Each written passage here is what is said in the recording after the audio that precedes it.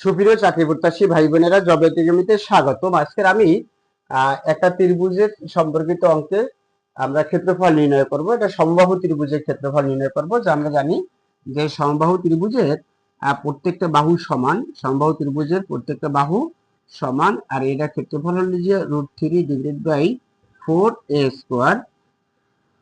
একটা সমবাহু ত্রিভুজের প্রত্যেক বাহুর দৈর্ঘ্য 2 মিটার করে বাড়লে এর ক্ষেত্রফল 6√3 মিটার বেড়ে যায়। তাহলে এই ত্রিভুজটির বাহুর দৈর্ঘ্য কত সেটা আমাদের বের করতে বলছে। আর তার আগে আমরা ত্রিভুজের ক্ষেত্রফল কিভাবে বের করে, সমবাহু ত্রিভুজের, মনে করেন এ বি সি, এটা সমবাহু ত্রিভুজ। এই ত্রিভুজটার প্রত্যেকটা বাহুর দৈর্ঘ্য সমান, অর্থাৎ এবি বাহু, এসি বাহু এবং বিসি বাহু প্রত্যেকটা বাহুর দৈর্ঘ্যই সমান। আর আমাদের এই অঙ্কটা বের করতে বলছে যে প্রত্যেক বাহুর দৈর্ঘ্য অর্থাৎ এর মান বের করতে বলছে। তাহলে আমি আহ, একটা অঙ্ক করি। এর ক্ষেত্রফল কেমনে বের করে, সমবাহু ত্রিভুজের ক্ষেত্রফলটা কিভাবে বের করে, যে √3 / 4a²। মনে করি আমরা একটা সমবাহু বাহুর দৈর্ঘ্য 4, একটা সমবাহু দৈর্ঘ্য 4 মিটার, এটা আমরা ধরে ক্ষেত্রফলটা কেমনে বের করে সেটা আমরা বের করি, তারপরে এই অঙ্কটা আমি সমাধান করি। মনে করেন একটা সমবাহু ত্রিভুজের বাহুর দৈর্ঘ্য অর্থাৎ এই সমান যদি 4 মিটার হয়, তাহলে এটা ক্ষেত্রফলটা কিভাবে বের করে।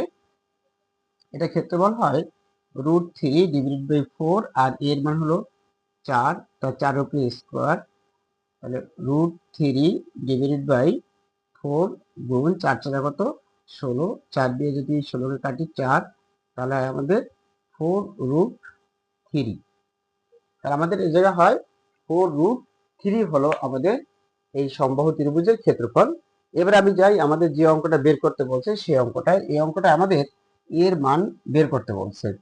অর্থাৎ একটা সমবাহু ত্রিভুজের প্রত্যেক বাহুর দৈর্ঘ্য 2 মিটার করে বাড়লে, প্রত্যেক বাহুর দৈর্ঘ্য যদি 2 মিটার বাড়ে, অর্থাৎ যা আছে, মনে করেন এখানে এ আছে, এখানে 2 মিটার করে বাড়লে হয় a+2, a+2, আর এই জায়গায় 2 মিটার বাড়লে a+2।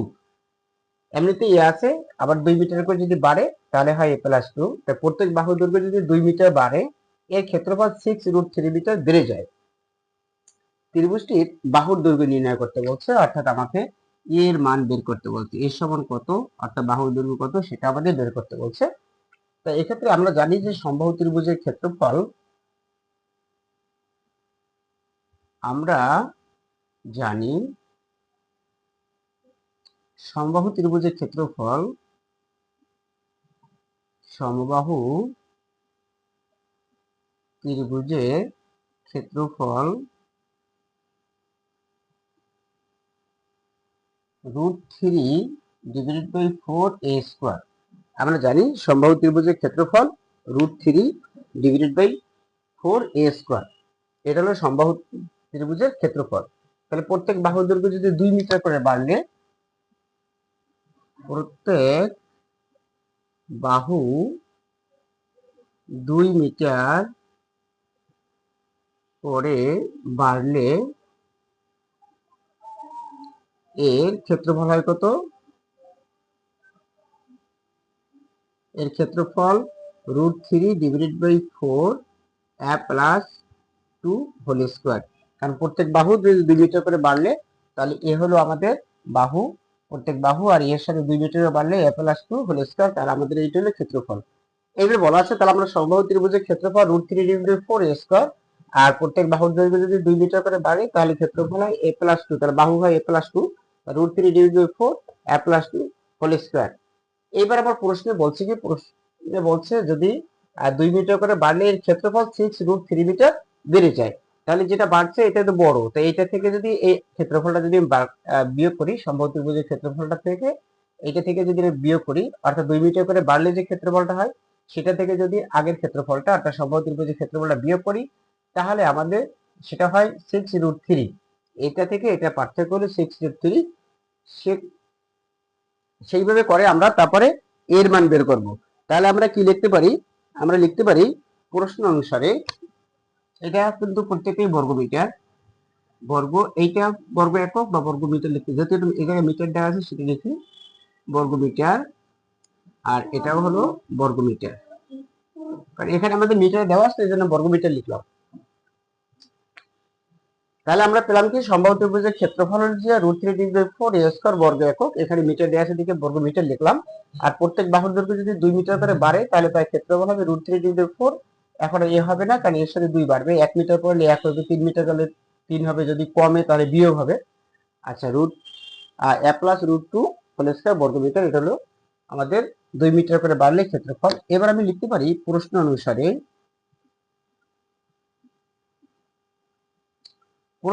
লিখবো আমি এইটা, এটা তো বেশি, এইটা বিয়োগ এইটা, √3 / 4 a + 2² বিয়োগ √3 / 4 a² সমান 6√3, কারণ এটা বাড়লে বেড়ে আমাদের এটা কিন্তু সমান চিহ্ন সমান, অর্থাৎ বাড়ার পর যতটুকু হয়েছে ক্ষেত্রফল সেটা থেকে যদি আগের ক্ষেত্রফলটা বিয়োগ করি তাহলে হচ্ছে 6√3 মিটার। এইবার আমি সাইন্টিফিক কাজ যদি করি এবং সেখান থেকে যদি এর মানটা বের করতে পারি তাহলে আমি বাহুর দৈর্ঘ্যটা বের করতে পারবো। তাহলে এক্ষেত্রে আমাদের এর মানটা বের করতে গেলে একটু আমাদের কি করতে হবে, এখানে আছে √3 / 4 a + 2² - √3 / 4 a² সমান 6√3। আমরা উভয় পক্ষ থেকে যদি √3 এখানে যদি সমান চিহ্ন আছে আমরা এখানে বাসিয়ে দেবো। √3 / 4 এটা যদি কমন নেই, কমন নিলে এই জায়গায় হয় a + 2² - a² সমান 6√3। অর্থাৎ আমি এখানেও আমাদের √3 / 4 আছে আর এখানেও √3 / 4 আছে। তাহলে এখানে আমি √3 / 4 কমন নিলাম।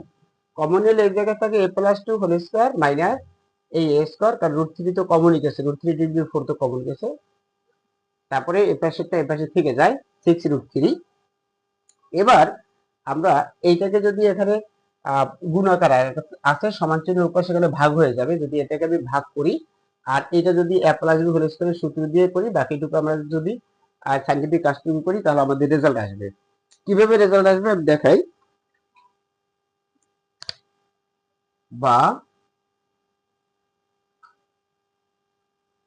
a + 2² - a² সমান এই 6√3, এটাকে ভাগ করবে এটা দিয়ে, কারণ এটা গুণে আছে। তা ভাগ করলে এই 6√3 আমি একটু বুঝাই আগে, যেমন 6√3 ভাগ √3 / 4, এই তো। তাহলে 6√3 গুণ √3 উপরে 4, এই √3 কাটাতে হলে 4 কত হয় 24, এটা আমি লিখতে পারি। তাহলে আমরা